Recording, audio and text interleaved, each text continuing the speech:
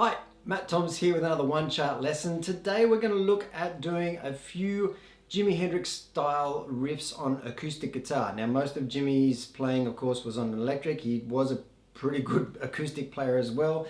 But what I've done here in this lesson today is taken about 4 levels of difficulty for a couple of simple acoustic licks that are in the style of Hendrix. Now they're not exactly his riffs, but you will probably recognize some of them from some of his songs. The other thing that this lesson is about today is to get your groove on. It's a really effective way to start to incorporate your rhythm playing and your lead playing. We're going to start really simply and build up to things a little bit more complex. And we're also going to introduce you to one of the finest chords you're ever going to learn on the guitar, which is commonly known as the Hendrix chord. It's the E7 sharp 9. Now it sounds like this. It's a beauteous chord and it is played with your open E string, your second finger on the E up here on the 7th fret of the A string, your first finger is on the 6th fret of the D string, your third finger is on the 7th fret of the G string, and the sharp 9 part of the chord comes from your pinky on the 8th fret of the B string. And then you can also, of course, play this open E string on the top. So you've got this wonderful 6-note chord, which when you thrash it out on any kind of guitar, sounds good, as long as you're in tune. That's your Hendrix chord. Everyone calls it the Hendrix chord. It's E7 sharp 9. He used it in a lot of his songs. What we're going to do is we're going to start the groove and use the groove for these exercises from Foxy Lady. So you may or may not know this already, but we're going to start very simply. Even with the groove, I'm going to show you 3 levels to do it. Now at the absolute most basic level, we're playing this. We're going bottom E string twice, followed by the Hendrix chord. So it's 1 and 2 and 3 and 4 and 1 and 2, and on the last little bit we're going to put his famous riff from Foxy Lady that goes, so it's 3 on the E string, 5 on the E string, 6 on the E string, 7 on the E string, back to that open E string which starts that riff. One of the great things about this exercise is each time we start a bar, a new bar, we're starting it with the open E string. So no matter how difficult or challenging you might find some of these things for your fingers, it comes back to a simple open E string, which makes it really easy to land on that in time, and you've got a couple of beats in which to get ready for the next part that your left hand has to deal with. So the riff, like this, in its most basic form, doesn't really matter what fingers you use to go up that riff. I tend to use first finger, then third. It doesn't really matter.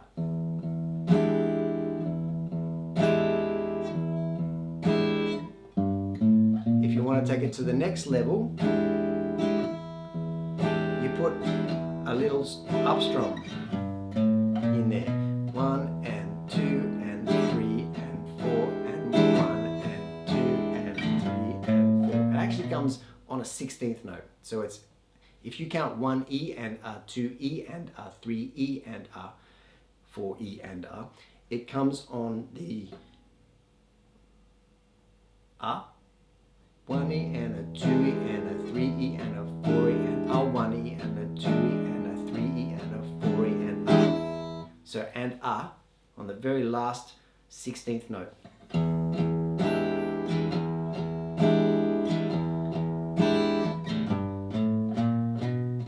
There's your 16ths. 1 E and a 2 E and A.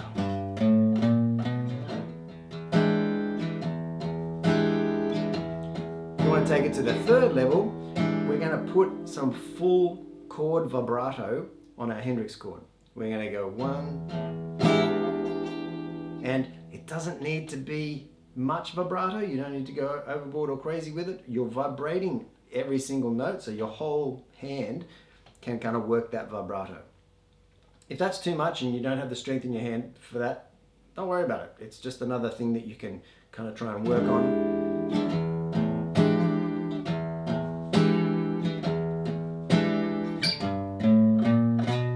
Okay, so that's our groove. That's the thing we're going to come back to all the time. Now you'll see the first line of each of these exercises is 4 beats of that, which is actually 2 of those chords. 1, 2. The third one we play at the beginning of the second bar.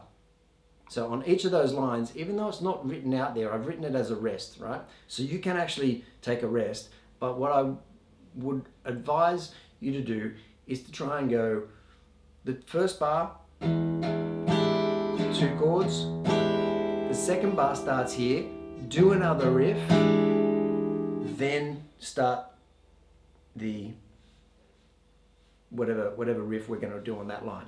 So we're basically playing that chord 3 times, then adding a riff. But the third chord is not written there because I wanted to keep it clean and keep these riffs separate. So I hope you understand that.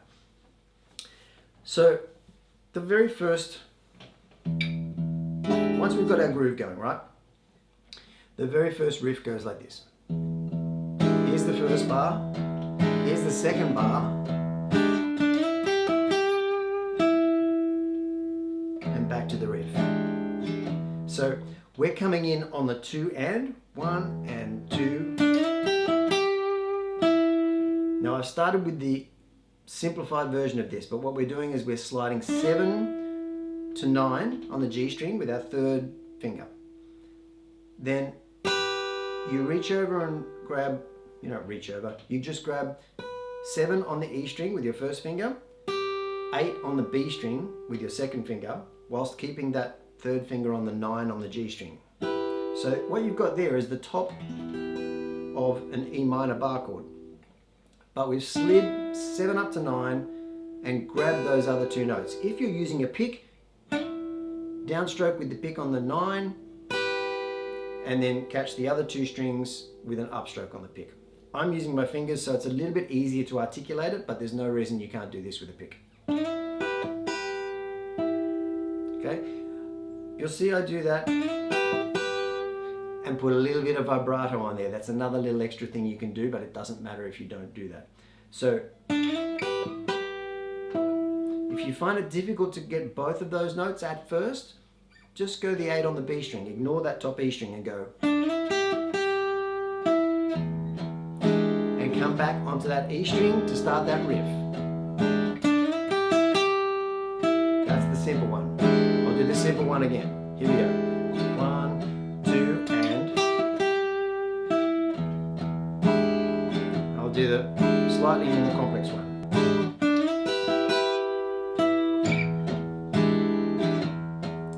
First riff. I want you to take as much time as you want, go as slowly as you want. The real killer here, that's going to make it sound killer, is to come back into that riff and keep that rhythm going. This is the whole idea, is that you want to be able to slot into these little riffs and then come back into the groove. Okay, so third line down on your chart, which is the second riff really. From here on in, we're starting on beat 3 of that second bar. So 1, 2 chords. Now the second bar. 1, 2, 3.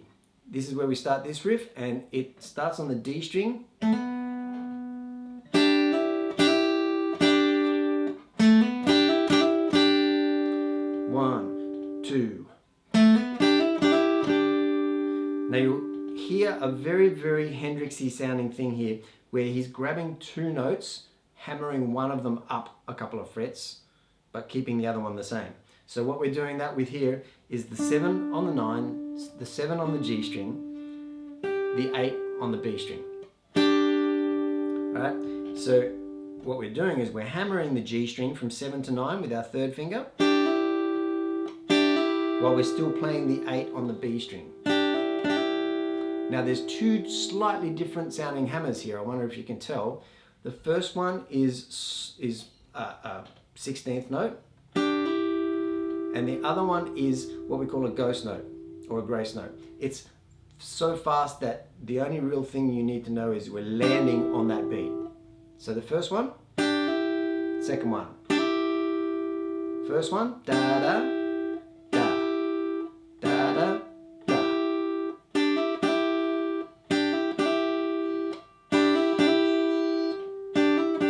Okay, so we go.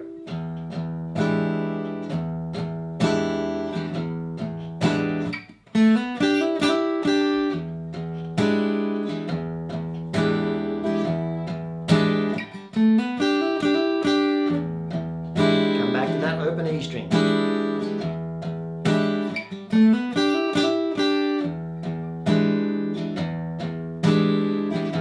Okay, we're on to our next line. Okay, so for this third riff, we're doing the same technique with our 2 notes but 1 hammered, but we're now using the 9 on the G with our second finger, the 8 on the B with our first finger, and we're hammering the B string up to 10 with our third finger.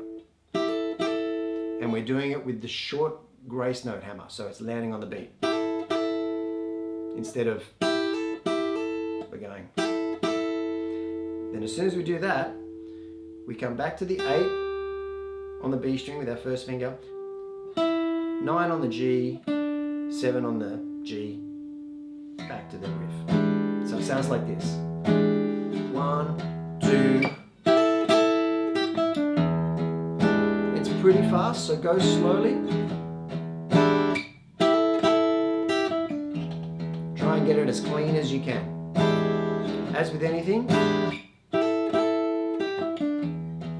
cleaner you can make it, the better, because the speed will just come naturally.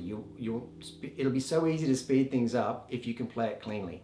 But a lot of people try and go fast too early, if that makes sense, and they're practicing playing things that aren't as clean as they should be in order to get fast. Get it clean, the speed will take care of itself. So,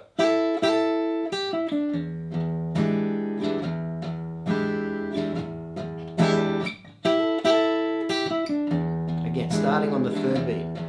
So 1, 2, 3. Okay, onto the fourth riff.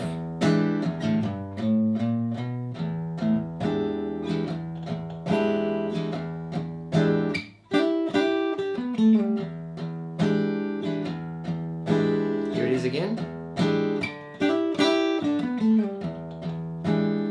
Similar sort of thing, starting again with the 7 on the G string and the 8 on the B string, first and second fingers, hammering that G string onto 9 with the 2 fast hammers, just like the riff before.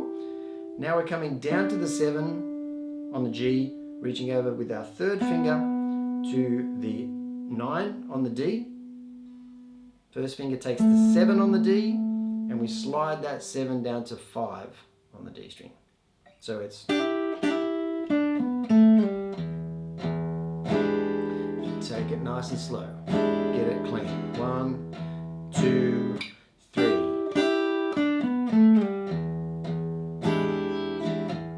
Speed it up only when you're ready. And it's Jimi Hendrix, so if you hit some extra notes here and there, probably going to sound more authentic, but make sure you hit the notes you want.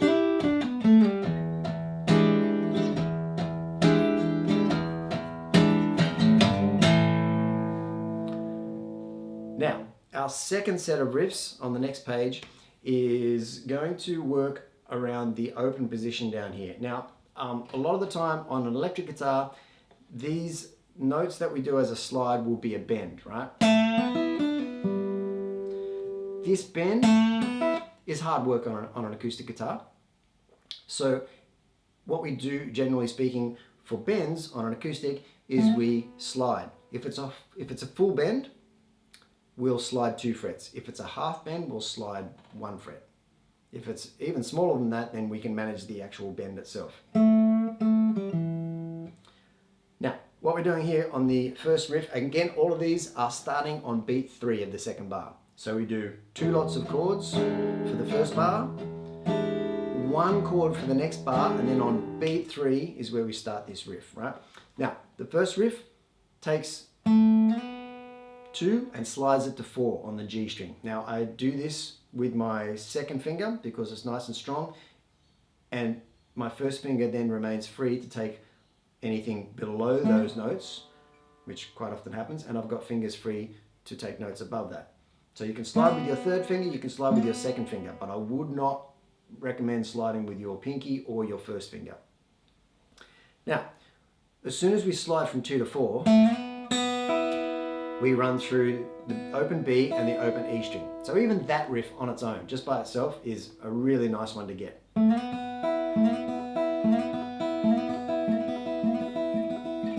And again with the pick, it's not a pick, it's a fingernail, but you get the idea. You can do all downstrokes with a pick, or you can alternate.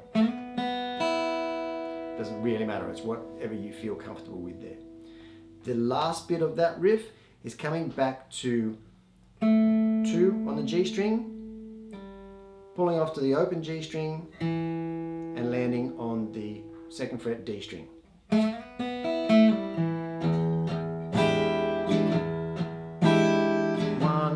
2.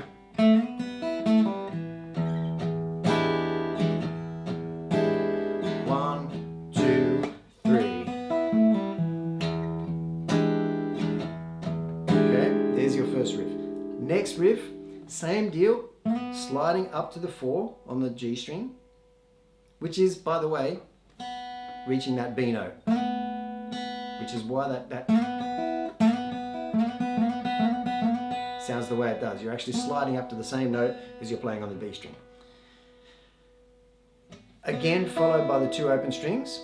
We're coming out of it slightly different this time. We're hitting the 3rd fret on the B string, open G string, 2nd fret D string. So it's a very, very similar riff. It's kind of like a variation on the first riff, but you're jumping over strings a little bit more. And it actually sounds a little bit more intense than the first riff. Here's the first riff.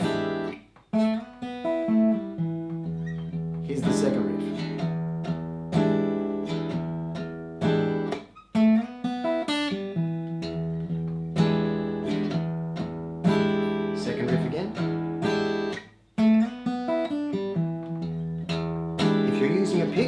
It'll take a little bit of time to make sure you hit those correct strings with your pick, but keep at it, do it, perfect it slowly, then you will have that skill and you'll be able to speed up easily. On to the third riff. Again, a slide up to the 4, open B string, 3rd fret B string. We're doing it twice. Now, the trick here is that you want to slide 2 frets, but if you slide 2 frets with your 3rd finger and land on the B string 3rd fret with your 2nd finger, then you're sliding again with your 1st finger to do the same sort of slide again. And you finish, if you can, with both the G and the B string open.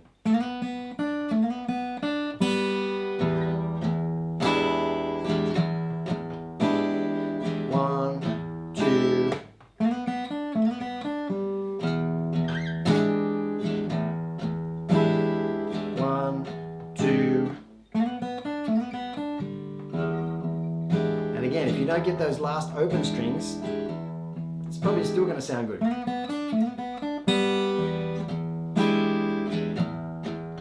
That's it, one more time. And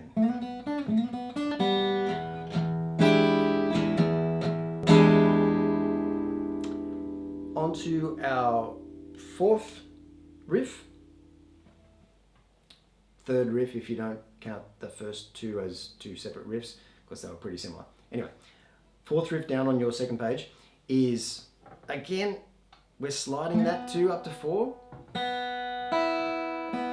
And now we're going through these 3 open string notes. So we go slide up to 4, open B, open E, open B again. Then we take our first finger, place it on the 3rd fret of both the B and the E strings. So we've got both these two notes. Play that and hammer again with a fast grace note hammer your E string up from 3 to 5. And then come back to the 3s again. So it sounds like this.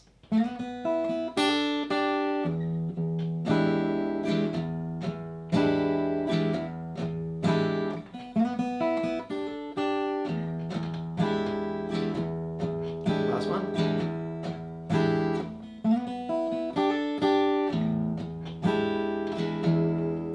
Now we're on to our last riff, and it is an exercise in doing really fast hammer-ons and pull-offs, which is another one of Jimmy's favorite things to do. I'll take you to this technique first, which is hammering onto the 2nd fret D string, pulling off to the open string. Now, it doesn't matter what finger you use to do these hammer-ons. In fact, it's really good to practice with all fingers. So you can... Now, in order to keep this going and perpetuate this, and it's a really good way to practice it because you can actually get a lot of intense practice in a short space of time by doing that. You're hammering on. Now, hammering on, most of you probably already know this, but hammering on is not about strength, it's about timing and coming down cleanly on the note. So you don't have to mash the heck out of the string in order to keep that note going. It's about keeping the energy in the string, the vibration in that string for that note, keeping it going by tapping quickly on to the next note. And when you pull off, it's a very slight roll off the string that kind of flicks it and keeps that energy in the string, keeping it going. Start slow, try and keep both notes relatively equal in volume. Speed up, move to another finger. Try it with all your fingers, even your pinky. It'll seem like really hard work to do with your pinky, but it's worth it. So, this last riff, we're doing again our slide up to the 4, open B, open E strings, open G string this time, and then hammering onto the 2nd fret from the open D string. And going as fast as you can. This is one time I'm going to say go as fast as you can during the riff, because that little bit there, you don't need to put timing on it. It would be 16ths or even 32nd notes, which are, you know, incredibly hard to time exactly to get the right number of hammer-ons and pull-offs there. So basically you want to come out of it in the right spot.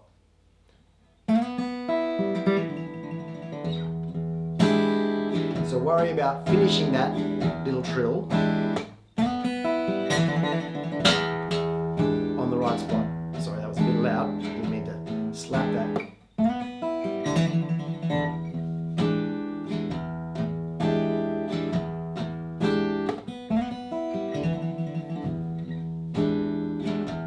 It's not about how many notes you hammer. It's about keeping that groove going. And that goes for all of these riffs. Try and just keep that groove going. Keep coming back to the Hendrix chord. If you want to spell, don't stop. Just keep going with that chord and that bass line from Foxy Lady. Just keep that going until you feel ready to jump into those riffs again, and keep working at it. The more intensely you can practice those riffs by doing them, you know, like 5-10 times in a minute, the faster you'll improve. Obviously, what I said before about starting slowly, getting it clean, getting all the notes right, and then speeding it up, always applies. I hope you found that really useful. That's a lot of work to perfect, but it should give you a start on some ideas for some more Hendrix riffs. They don't have to be fancy, they don't have to be fast. Simple little techniques like that can sound awesome. One thing I would add is that if you are making up your own little riffs to insert in this groove, try and keep it simple, but the most important thing is to land back into that groove and to make it sound like it's deliberate. Play one note, play 10. Make up your own riffs there, but whatever you do, play the notes that you mean to play. They don't have to be flash, they just have to be there and to be played with conviction. You can play one note and make it sound good. Two notes. Keep the timing, it sounds great.